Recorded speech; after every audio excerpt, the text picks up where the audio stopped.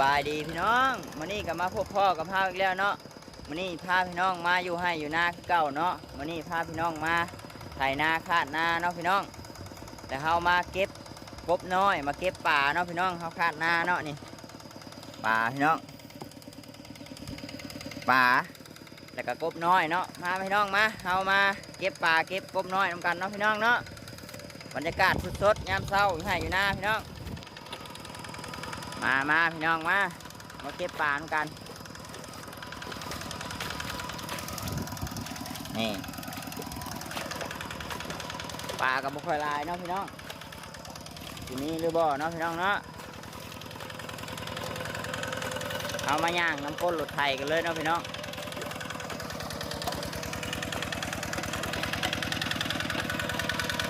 ตอนนี้เขากำลังคาดหน้าเตรียมสีดำเนาะพี่น้องเนาะ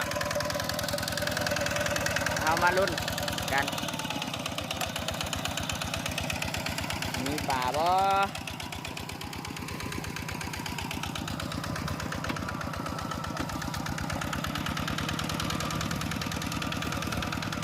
ย่างคนหลบไทยเลยเนาะพี่น้อง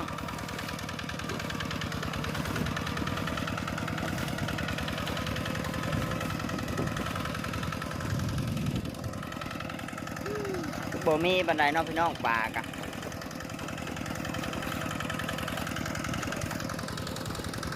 บรรยากาศสดพี่น้องให้อยู่หน้าคือเก่า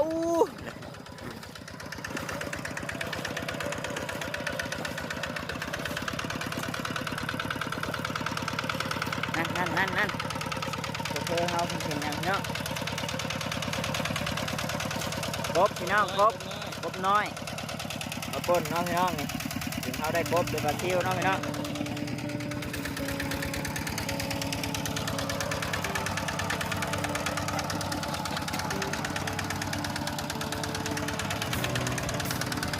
บรรยากาศสดๆพี่น้อง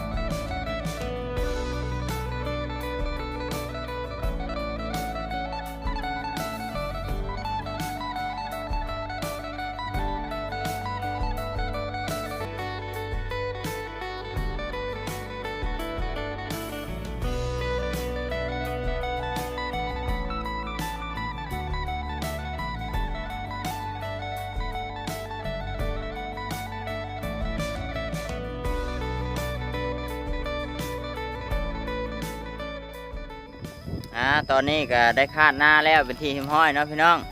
ซึ่งผู้ดำก็สิได้ครึ่งให้เลยพี่น้องคาดหักกันแล้วดำไว้อีหลีคาดหักกันแล้วทั้งนี้ดำสิแล้วเลยทั้งนี้ไวพี่น้องไวผลงานของพวกเราพี่น้องมีทั้งกระปูหอยกบปลาครบพี่น้องแมงดาก็มานำพี่น้องบรรยากาศโซเฟอร์เฮาตอนนี้กำลัง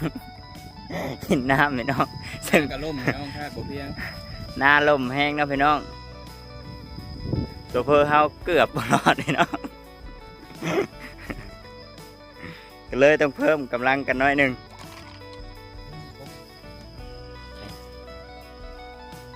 นั่นไล่เลยพี่น้องไล่แล้วไล่กบก็ค่อนข้างหลายเนาะพี่น้องกบน้อยพี่น้องกบน้อยไงวะนี่งานเฮาพี่น้องคักพี่น้องปนกบน้อยแหละพี่น้อง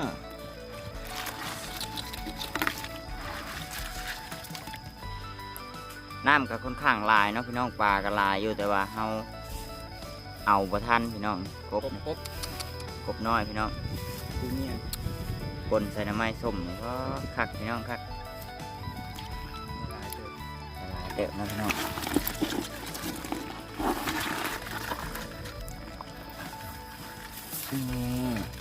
แมงดาน้อย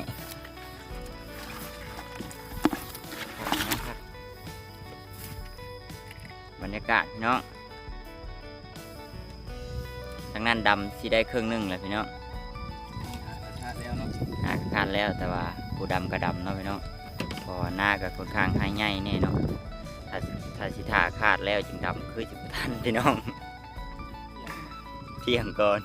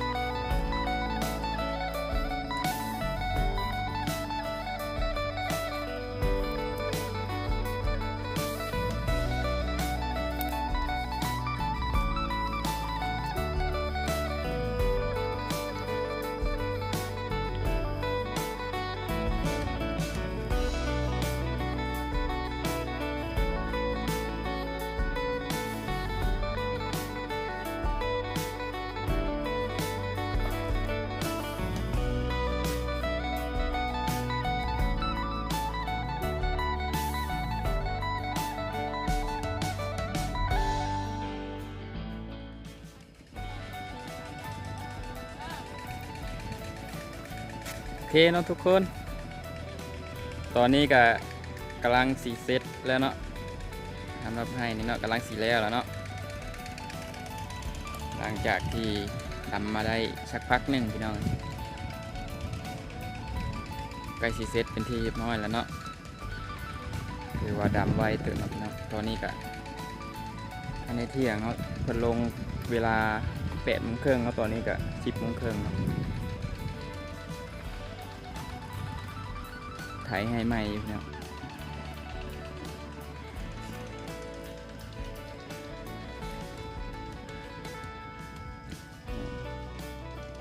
ใกล้สิแล้วเนาะสำหรับคลิปนี้มาฮอนนี่ครับขอจบไว้เพียงเท่านี้เนาะถ้าใครได้เบิ่งแล้วก็อย่าลืมกดไลค์กดแชร์กดติดตามเนาะเพื่อเป็นกำลังใจให้พวกเราลงคลิปต่อไปเนาะในที่สำคัญอย่าลืมกดกระดิ่งแจ้งเตือนเนาะทุกคนเพื่อบ่พลาดคลิปใหม่ๆของพวกเราเนาะสำหรับที่นี่ก็ขอจบเพียงเท่านี้เนาะ